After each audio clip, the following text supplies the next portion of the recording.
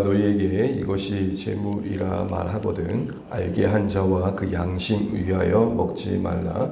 내가 말한 양심은 너희의 것이 아니요 남의 것이니 어찌하여 내 자유가 남의 양심으로 말미암아 판단을 받으리요. 만일 내가 감사함으로 참여하면 어찌하여 내가 감사하는 것에 대하여 비방을 받으리요. 그런즉 너희가 먹든지 마시든지 무엇을 하든지 다 하나님의 영광을 위하여 하라. 유대인에게나 헬라인에게나 하나님의 교회에나 거치는 자가 되지 말고 나와 같이 모든 일에 모든 사람을 기쁘게 하여 자신의 유익을 구하지 아니하고 많은 사람의 유익을 위하여 그들로 구원을 받게 하라. 아멘. 네, 인사 나누시겠습니다. 여러분 많이 받으십시오. 감사합니다. 애기는요. 애기 괜찮은 거죠? 네. 감사해요. 우리가 고린도전서 지난 시간에 10장 23절에서 앞에 읽은 27절까지 해가지고 자유에 대한 이야기를 한번 먼저 다뤘었습니다. 23절에 보시게 되면 모든 것이 가하나 모든 것이 유익한 게 아니며 모든 것이 가하나 모든 것이 덕을 세우는 것이 아니다 라는 말씀 안에서 우리가 두 가지 자유가 있음을 살펴봤었죠.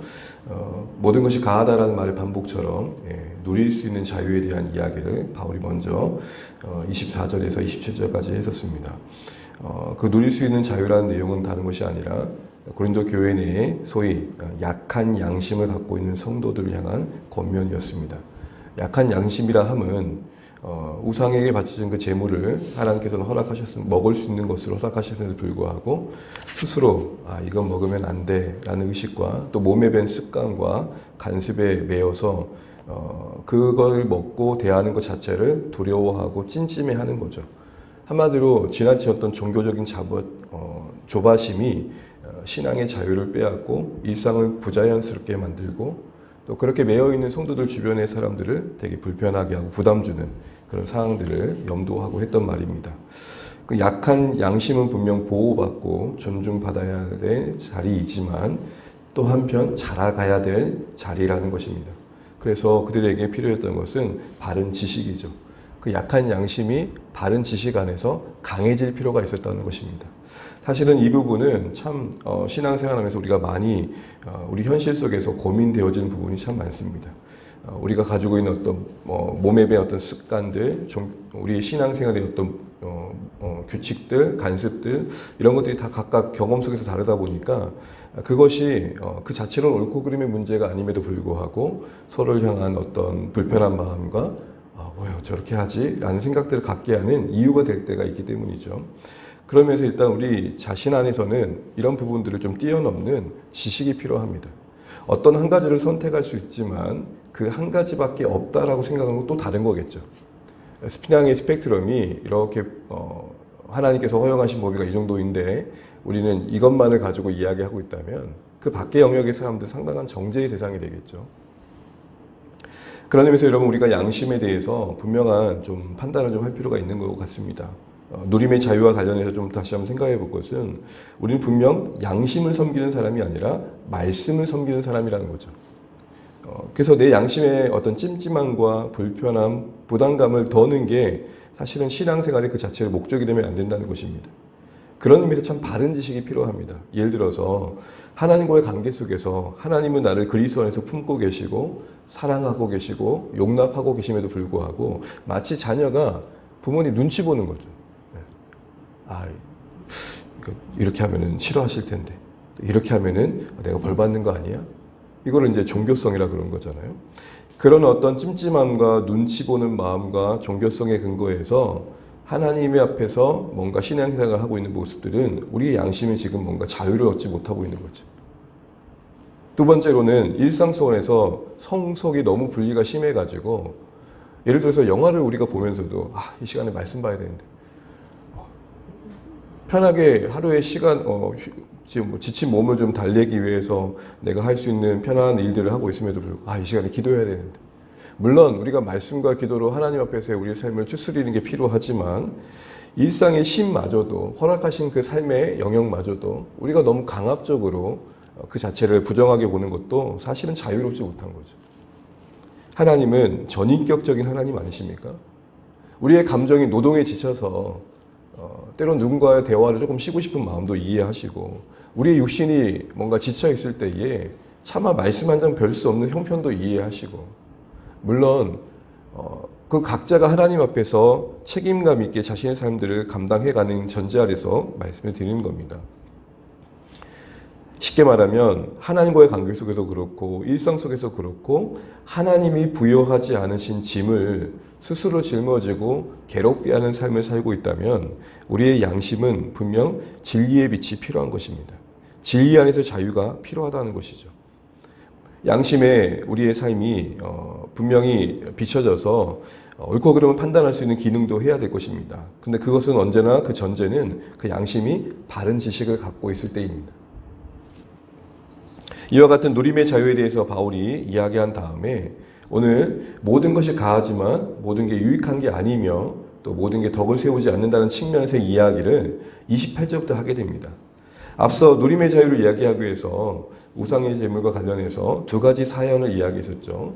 25절에 보면 시장에서 파는 것을 대할 때에 양심을 위하여 묻지 말고 먹어라. 이 말은 무슨 말이었습니까? 편하게 먹으라는 겁니다. 양심 신경 쓴답시고 이것저것 따지고 먹지 말라는 거죠.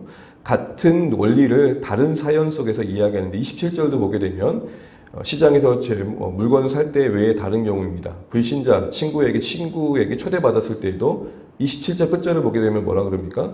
양심을 위하여 묵지 말고 먹어라. 같은 원리로 편하게 먹으라는 겁니다. 그런데 어떤 돌반 상황이 있습니까? 28절 같이 한번 읽어보겠습니다. 28절입니다. 시작.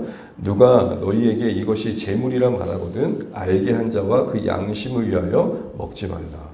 방금까지 27절은 양심을 위하여 묵지 말고 먹으라고 했지 않습니까? 그런데 또 다른 양심을 위해 묵지 말래. 27절의 양심은 내 양심이라면 내가 불편한 짐을 지고 하나님께서 허락하는 것을 스스로 거부하면서 그렇게 불편하게 있지 말고 편하게 먹으라는 말이었다면 28절의 그 양심은 내 양심이 아니라 다른 사람의 양심, 그 연약한 양심을 말하는 것입니다. 여기서 우리는 뭘 보게 됩니까? 절제의 자유를 보게 됩니다. 타인의 양심과 유익을 위해서 마땅히 누릴 수 있는 내 자유를 다스릴 줄 아는 자유. 무조건 꾹꾹 참아내라는 말이 아닐 것입니다. 타인의 눈치를 보란 말도 아닐 것입니다. 타인을 배려할 수 있는 넉넉함이 필요하다는 것이죠. 먹을 수 있지만 혹 그 먹는 현장을 바라보면서 불편해하는 어떤 신자가 있고 사람이 있다면 그렇지 않는 행동을 선택할 수 있는 어떻게 보면 배려가 있을 수 있어야 한다는 것이죠. 이렇게 보면 성경이 말하는 자유라는 것은 맹목적인 허용이 아닌 겁니다. 뭐든 해도 된다. 이런 건 아니라는 것이죠. 나의 유익만을 구하는 이기적인 욕망으로부터의 자유라는 것입니다. 욕망을 정당화하고 충족시키는 구실도 자유가 아닙니다. 이런 거죠. 내 자유지. 그럴 때 쓰는 게 아니라는 것입니다. 나를 넘어 타인을 향한 사랑의 도구로서 그 자유는 제 역할을 해야 된다는 것이죠. 그래서 우리는 항상 자유를 이야기할 때 이게 공동체의 관계 속에서 교회를 세우는데 일조하느냐, 도움이 되느냐 이걸 판단할 필요가 있는 것이죠. 그래서 저는 이렇게 한마디로 정리하고 싶습니다. 자유는 주장하기 이전에 자유는 잘 활용해야 될 것이다. 그래서 28절에 바울이 이런 상황을 얘기한 겁니다. 누가 그렇게 너희가 먹을 수 있는 자유가 허용된 그 자리에 있는데도 불구하고 이건 재물이에요 라고 말하는 자가 있을 때는 그 말하는 사람의 양심을 위해서 먹지 말라는 겁니다. 상황을 한번 상상해 보시죠. 이제 친구가 초대해가지고 먹으려고 하는 찰나에 누가 그 자리에서 이거 우상에게 바친 제물이네요 라고 말을 했다는 거예요. 차려진 식탁 위에 고기가 신전에 바쳐진 제물임을 지적했다면 먹지 말라고 하는 거죠. 굳이 그것을 지적한 사람이라면 아마도 교회 공동체의 일원일 확률이 높겠죠. 그리고 그런 함께하는 자리에서 무례를 무릅쓰고 그 식탁의 자리에 이건 신전에게 바쳐진 제물인 것 같은데요 라고 말할 정도라면 대단히 양심이 예민한 사람이죠. 우리 보통은 눈치 보고 그냥 가지라고 생각하지만 불편한 마음도 그걸 드러내면서 얘기할 정도라면은 그만큼 그 사람 양심이 많이 예민한 사람이라는 겁니다. 그렇기 때문이라도 먹지 말라 하는 말의 의도는 그 양심을 존중해 주라는 것입니다. 거듭 말하면 그때의 양심은 그 타인의 그걸 지적한 사람의 양심이라는 겁니다. 물론 그 사람도 개의치 않았다면 좋겠지만 일단 그것을 지적할 정도라면 그 사람의 양심을 존중해 주고 다치지 않도록 보호해 주는 게 지혜로운 거라는 것이죠. 정작 초대한 불신자에게 묻지 않고 편안하게 먹었던 신자의 입장에서는 조금 억울할 수 있을 것입니다. 그래서 여러분 이렇게 말하잖아요. 30절 말씀 같이 한번 읽어보겠습니다. 30절 시작.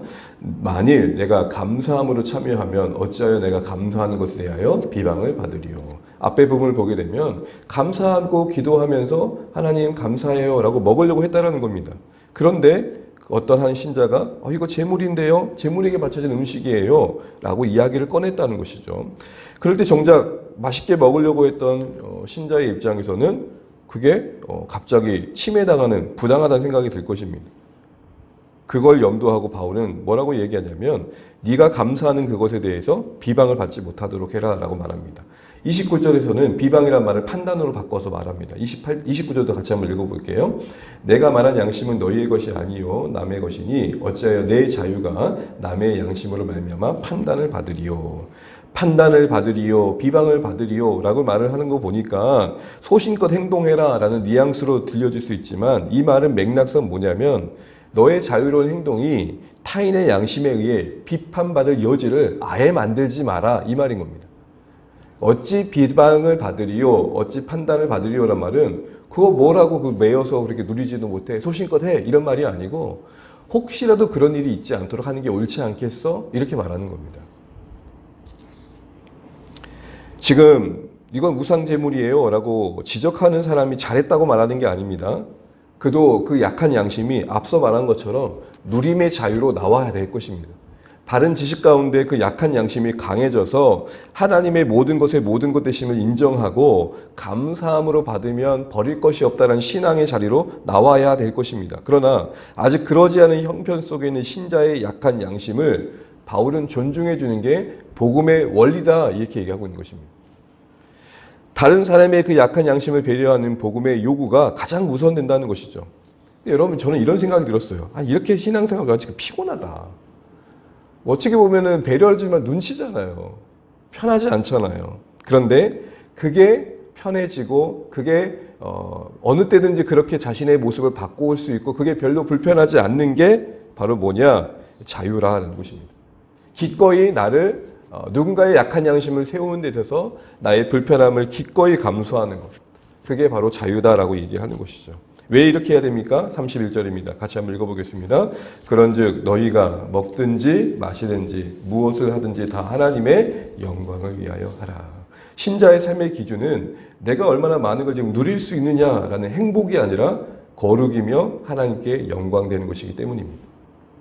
먹는 거 하나 안에서도 내가 얼마나 먹을 수 있느냐, 내가 얼마나 많은 걸 누릴 수 있느냐가 아니라 이것조차도 하나님의 영광의 관점에서 헤아릴 줄 아는 안목이 신자의 기준이어야 한다는 것입니다.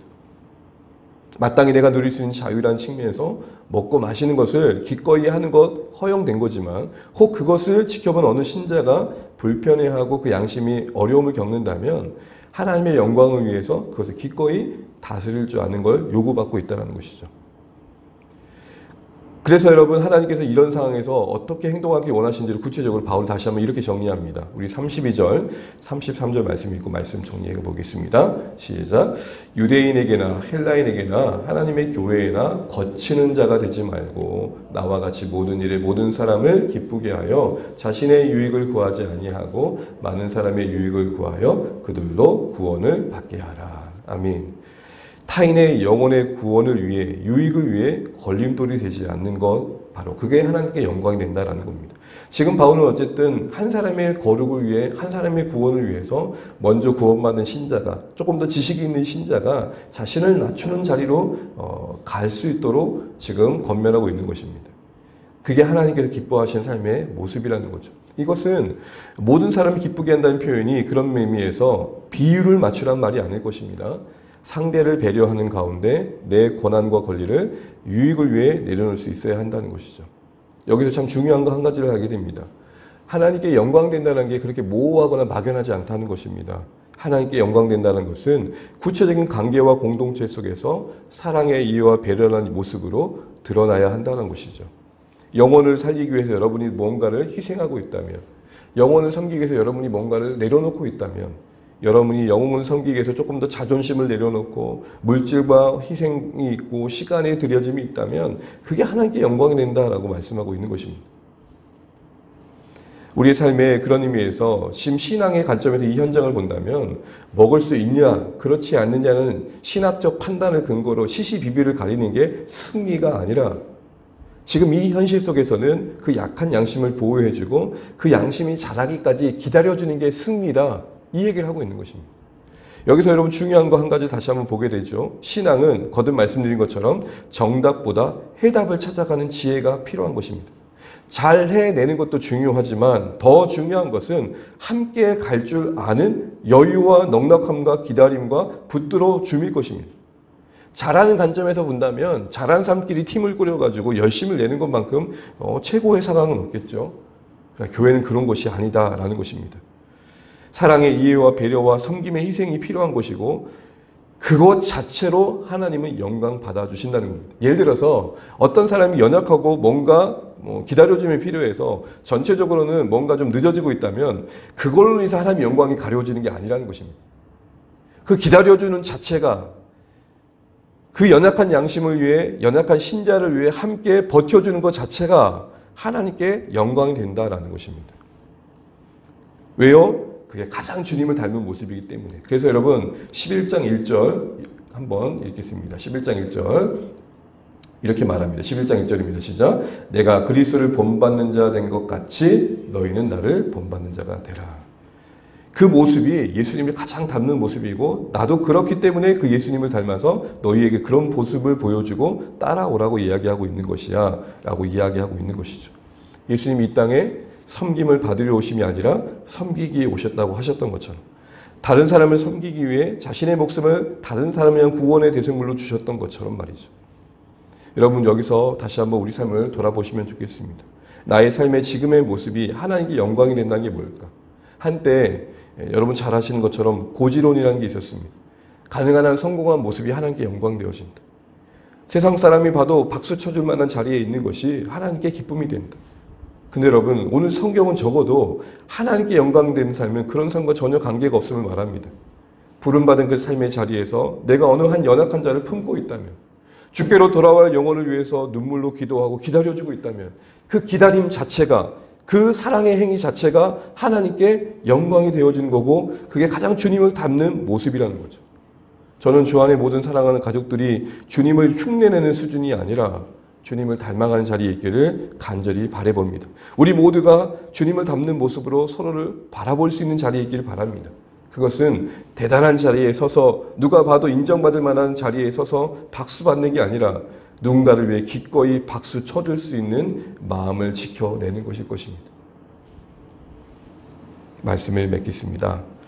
먹는 문제로 이야기를 다루었지만 사실은 그 본질 안에는 진정한 자유가 뭐냐는 이야기였고 그 자유조차도 우리의 삶의 기준은 하나님의 영광됨에 있어서 무엇이 하나님께서 원하신 모습이냐로 나아가야 된다는 것입니다. 그런 의미에서 하나님의 영광을 위한 삶이라는 게 모호하지 않다는 것을 잊지 마십시오. 관념적이며 추상적이며 종교적이지 않습니다. 예배 안에 갇혀있지 않습니다. 하나님을 예배하는 행위 참 소중하지만 예배당에서 예배하는 것만으로 우리가 하나님의 영광을 이야기하는 것은 하나님이 기대하시는 모습과는 참 다르다는 것이죠. 다시 한번 기억하면서 참된 지식 안에 우리의 양심이 강해지고 또한 참된 사랑 안에 우리의 지식이 열매를 아름답게 맺어서 너로 인해서 내가 온전해지고 나로 인해서 누군가가 더 아름다워질 수 있는 그런 공동체 안에서 하나님께 영광되는 아름다운 모습들이 우리 가운데서 계속 열매 맺어갈 수 있도록 오늘 우리에게 필요한 것이 무엇인지 이 새벽에 기도하시고 또 은혜를 구하시며 또 누군가를 위해서 기도해 줄 수 있는 이 아침 되시기를 주님의 이름으로 축복합니다. 네, 찬양하겠습니다. 찬송가 331장입니다. 331장 찬양 드리고 기도하겠습니다.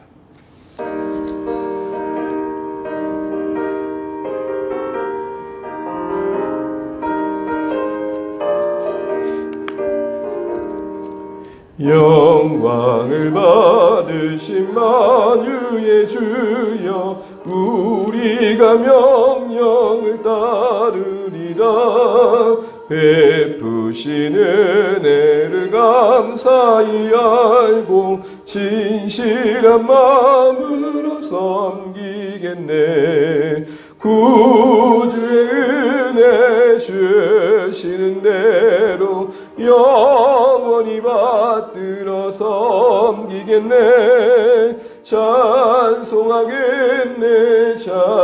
찬송하겠네. 생명을 주시는 구주로다. 구주를 높이고 잘 공경하여 온유한 마음으로 섬기리다. 주 예수 안에서 즐거워하며 충성을 다하여 섬기겠네. 구주의 은혜 주시는 대로 영원히 받들어 섬기겠네. 찬송하겠네. 찬송하겠네. 생명을 주시는 구주로다.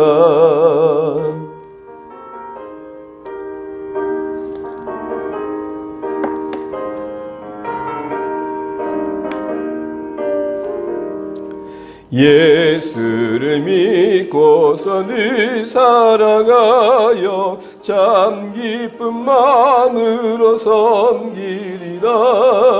온 마음을 드리고 늘 순종하며 구주를 영원히 섬기겠네. 구주의 은혜 주시는 대로 영원히 받들어 섬기겠네.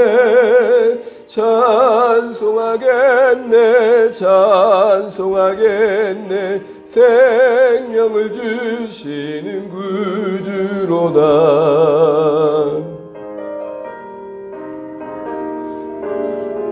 네, 오늘도 허락하신 한날 우리 감사하며 우리 주신 말씀도 기도하겠습니다. 하나님, 오늘 나의 일상이 주님 안에서 누림이 있길 원합니다. 따뜻한 햇살처럼 비치는 그 햇살이 우리 안에 비치신 하나님의 사랑으로 여겨지게 하시고, 우린 늘 넘어지고 부족하지만 꼭 그것이 하나님 보는 눈시가 되고 불편함이 되고 꺼림직함이 되어서 그게 이유가 되는 신앙 아니길 원합니다. 참된 누림 있게 하십시오. 십자가에 대한 바른 지식과 하나님 사랑에 대한 지식 안에서 우리의 허락하신 일상을 누리게 하여 주십시오. 더 나아가 우리의 이 양심의 자유가 그러나 타인을 향해서 다스려질 수 있는 참된 자유가 있길 소원합니다. 하나님의 영광을 위해서 내가 누군가를 배려하고 섬겨주는 것 그 자체로 우리 하나님 영광 받으신다는 사실을 잊지 않고 나는 참된 자유가 하나님 잘 다스려지는 가운데 잘 드러날 수 있도록 열매 맺을 수 있도록 우리의 삶을 더욱더 인도해 달라고 기도하시면 좋겠습니다. 이 시간 또 주안의 길을 기도하실 때 허락하신 이 공동체가 주의 뜻을 이루는 걸음걸음을 이어갈 수 있도록 기도해 주십시오. 정말 어려운 시대에 우리가 살아가고 있고 참 신앙생활이 쉽지 않은 시대를 살아가고 있는 게 맞습니다. 복음이 전해지는 게 만만치 않습니다. 그러나 성령께서 우리 안에 역사하실 것을 믿고 기대하면서 허락하신 공동체를 통해 부르신 영혼들을 우리가 다시 한번 기대하며 기도하면 좋겠습니다. 하나님, 그 나라를 위해 수고하고 섬기며 애쓰는 귀한 공동체가 되게 도와주시고 부르신 영혼들을 넉넉히 감당할 수 있는 귀한 공동체가 될 수 있도록 우리가 품고 있는 VIP들, 사랑하는 가족들을 위해서 돌아와의 영혼들을 위해 기도해 주시고 우리 자녀들을 위해 기도해 주시고 특별히 육신이 연약한 가운데 있는 우리 성도님들을 기억하시고 기도해 주시되 우리 계속해서 우리 은정자매 기도하고 있는데 하나님 이 긴 시간이 동굴처럼 긴 터널이 빨리 마무리되어지고 건강한 모습을 함께 할 수 있도록 기도해 주시면 좋겠습니다. 그 가족들을 위해서도 기도해 주십시오. 특별히 전반기 상공부에 또 많은 성도들이 마음 가워지고 함께 할 수 있도록 기도해 주시면 감사하겠습니다. 말씀을 통해 풍성함을 누릴 수 있는 우리 모두 될 수 있도록 기도해 주십시오. 이 나라 이 민족을 위해서 세우신 교회들을 위해서 같이 기도하시고 오늘 주를 승리하시는 복된 한 날 되시길 바랍니다. 기도하시겠습니다. 하나님의 은혜를 감사합니다. 오늘도 우리 삶을 허락하신 한 날 말씀과 기도로 시작하게 하시고 주의 은혜와 긍휼을 구할 수 있도록 이 시간 우리를 이 자리에 있게 하신 것을 감사합니다. 하나님, 우리 사랑하는 성도님들을 붙들어 주십시오. 오늘도 말씀 안에서 자유를 누리게 도와주십시오. 우리 양심에 불필요한 짐을 거두어 주시고 하나님, 우리가 마땅히 거룩한 근심과 염려를 갖게 하시되 하나님, 우리가 스스로 짊어진 버려야 될 것들이 무엇인지 다시 한번 진리 안에서 깨닫게 하셔서 우리가 하나님과 관계, 사랑의 관계를 누리게 도와주시고 그 은혜의 관계를 누릴 수 있도록 인도하여 주십시오. 하나님 무엇보다도 하나님께 허락하신 은총을 누릴 수 있도록 도와주십시오. 아버지 하나님, 또한 우리가 누군가를 위해 우리 자유를 절제할 수 있도록 다스려 주시고, 하나님 우리의 판단이 하나님 말씀에 있게 하시고 하나님 영광에 있게 도와주셔서 우리가 자유를 주장하는 자리가 아니라 자유를 잘 활용할 수 있는 하나님 섬김의 자리에 있을 수 있도록 인도하여 주시옵소서. 아버지 하나님, 오늘도 우리가 이 시간 기도합니다. 사랑하는 우리 성도님들, 또 하나님 말씀으로 또 오늘도 살게 하시되 품고 있는 VIP들, 돌아와야 할 가족들 기억하여 주시고 은총을 베풀어 주십시오. 성령께서 죽은 영혼들을 살려주시고 말씀하신 바가 들려줄 수 있도록 도와주십시오. 하나님 함께하여 주십시오. 우리 자녀들 붙들어 주시고 영약한 가운데 있는 우리 성도님들의 건강함을 허락하여 주시고 우리 은정자매를 기억하여 주시옵소서. 하나님 자녀들의 오늘 한 해 복을 받게 하십시오. 하나님 진료를 준비합니다. 하나님 새로운 진료 준비하는 자녀들을 기억하여 주십시오. 하나님 도와주십시오.